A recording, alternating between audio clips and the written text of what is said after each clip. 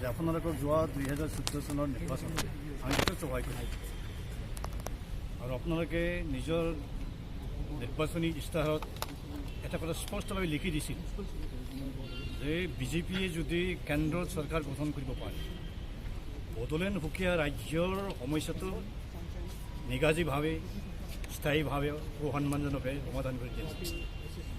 এতিয়া আপোনালোকৰ হাতত বেছি সময় নাই। নিৰ্বাচনৰ আগতে আপোনালোকে যি আমাক কথা দিছিল, যি এচুৰেঞ্চ বা কমিটমেণ্ট দিছিল, সেইটো পূৰা কৰিবলৈ এই ভাষাটো আমি স্পষ্টভাৱে কৈছোঁ। আৰু সুকীয়া বড়োলেণ্ড ৰাজ্যৰ সৃষ্টি কৰাৰ অবিহনে বড়ো প্লাছ অন্যান্য খিলঞ্জীয়া জনগোষ্ঠীসকলৰ ব্ৰহ্মপুত্ৰৰ উত্তৰ পাৰত যিসকল খিলঞ্জীয়া জনগোষ্ঠী আছে তেওঁলোক বৰ্তমানৰ অসম ৰাজ্যত বসবাস কৰি থকাটো সম্ভৱ নহয়। যিটো কাৰণত নাগাসকল, মিজোসকল, অৰুণাচলীসকল, গাৰো খাজা জয়ন্তীয়াসকলে অসমৰ পৰা পৃথক হৈ যাব বাধ্য পৰিছে। আমাৰো আজি সেই একে পৰিৱেশ, একে দুৰ্ভাগ্যজনক অৱস্থা।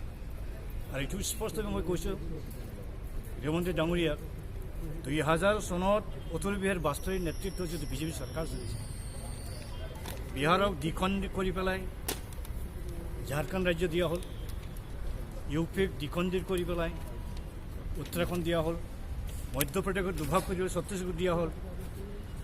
এই যোৱা 18 বছৰ সময়ছোৱাত যথেষ্ট সেই নতুন ৰাজ্যবাৰীৰ উন্নতি সাধন কৰিব পাৰিছে। ঠিক তেনেকৈ আমাৰ উত্তৰ পূৰ্বাঞ্চলে যি 4খন ৰাজ্যৰ সৃষ্টি হ'ল, অসমৰ যথেষ্ট উন্নত হৈছে। আজি হাৰিয়ানাৰ যিটো উন্নতি, পাঞ্জাৱৰ পৰা যদি পৃথক নকৰিলেহেঁতেন আজি হাৰিয়ানবী অঞ্চলত তেনেকুৱা উন্নতি নহ'লেহেঁতেন।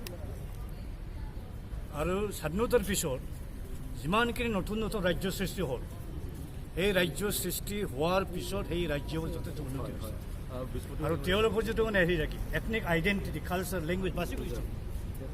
1963 চনত গুজৰাট ৰাজ্যখন বম্বে প্ৰেচিডেঞ্চিৰ পৰা বেলেগ কৰি পেলাই গুজৰাট ৰাজ্য সৃষ্টি কৰে। যদি গুজৰাট ৰাজ্য সৃষ্টি কৰা নহ'লেহেঁতেন গুজৰাটী ভাষা, গুজৰাটী আইডেণ্টিটি যথেষ্ট বিষম হ'লেহেঁতেন। আমাৰ প্ৰশ্নটো হৈছে বিপদে আপোনাৰ পূৰ্বৰ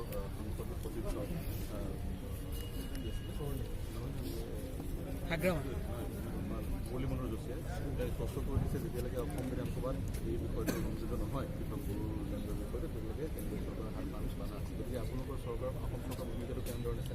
এই ক্ষেত্ৰত আমাৰ উত্তৰ এইটোৱেই হয়, সংবিধানত তেনেকুৱা এটা প্ৰভিজন লিখা আছে। কিন্তু ভাৰত চৰকাৰে যেতিয়া নিজৰ ৰাজনৈতিক সুবিধাৰ কাৰণে নতুন নতুন ৰাজ্য সৃষ্টি কৰি দিয়ে, সেই প্ৰভিজনক কোনোদিন সন্মান দিয়া হোৱা নাছিল। যেতিয়া বম্বে প্ৰেচিডেঞ্চি ৰাজ্যখনত খণ্ড বিখণ্ড কৰা হ'ল, তেতিয়া বম্বে প্ৰেচিডেঞ্চি এছেম্বলিৰ কোনো সিদ্ধান্ত লোৱা হোৱা নাছিল।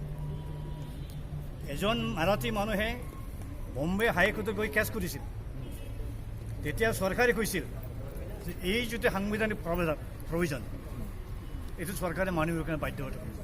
অসম চৰকাৰক ঠিক তেনেকৈ এই 2014 চনত যেতিয়া তেলেংগানা সৃষ্টি হ'ল, তেলেংগানাৰ সৃষ্টি কৰাৰ ক্ষেত্ৰত অন্ধ্ৰ বিধানসভাই কোনো দিন প্ৰস্তাৱ দিয়া নাই, অনুমোদন দিয়া নাই। তথাপিও ৰাজ্যখন সৃষ্টি হৈ গ'ল। তেনেহেন যদি কৰিব পাৰে আমাৰ ক্ষেত্ৰতো কৰিব লাগিব, এইটোৱে আমাৰ দাবী।